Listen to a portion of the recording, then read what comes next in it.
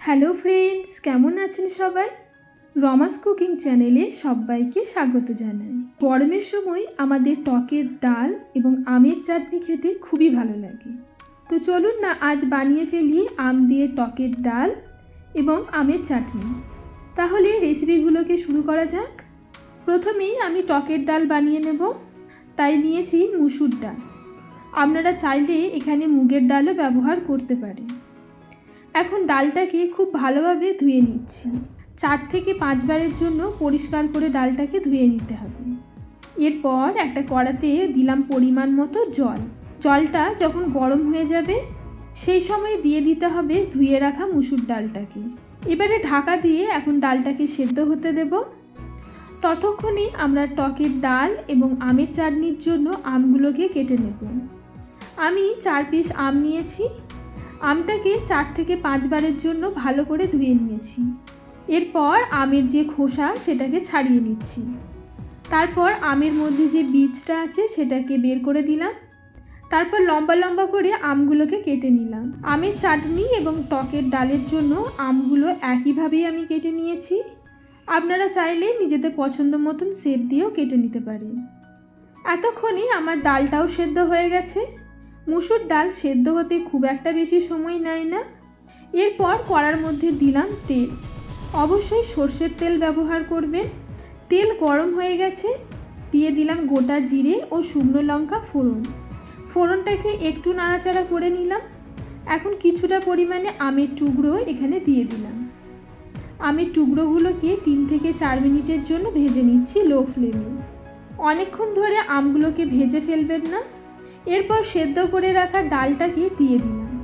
ভালো করে নাড়াচাড়া করে নিচ্ছি। এরপর দিলাম স্বাদ মতন লবণ ও কালারের জন্য ব্যবহার করলাম হলুদ। খুব ভালোভাবে নাড়াচাড়া করে নিলাম। আর 2টো কাঁচা লঙ্কাও অ্যাড করে দিলাম। এখন ঢাকা দিয়ে সেদ্ধ হতে দেব আমগুলোকে 10 মিনিটের জন্য।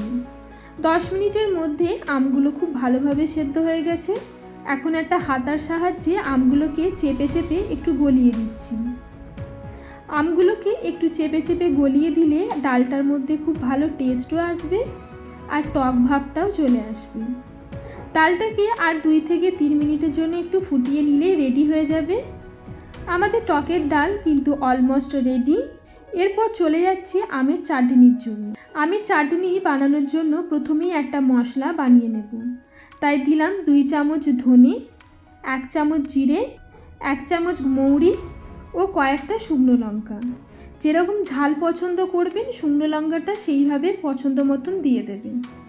এখন লো ফ্লেমে মোটামুটি 2 থেকে 3 মিনিটের জন্য নাড়াচাড়া করতে থাকবো। খেয়াল রাখবেন মশলাগুলো যাতে পুড়ে না যায়।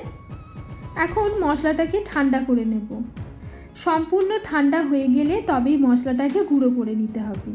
মশলা গুঁড়ো করার সময় খেয়াল রাখবেন যেন সম্পূর্ণ গুঁড়ো না হয়ে যায়, একটু যেন দানা দানা ভাব অবশ্যই থাকে। এরপর কড়াতে দিলাম সর্ষের তেল। তেলের মধ্যে দিয়ে দিলাম 5 ফোড়ন ও শুকনো লঙ্কা। এখন ফোড়নটাকে ভালো করে একটু নাড়াচাড়া করে নিচ্ছি। তারপর যে আমগুলো কেটে রেখেছিলাম সেগুলোকে দিয়ে দিলাম। আমগুলোকেও মিডিয়াম ফ্লেমে ভেজে নিচ্ছি। সামান্য পরিমাণে লবণ ও সামান্য হলুদ অ্যাড করে আমগুলোকে 4 থেকে 5 মিনিটের জন্য ভেজে নিচ্ছি।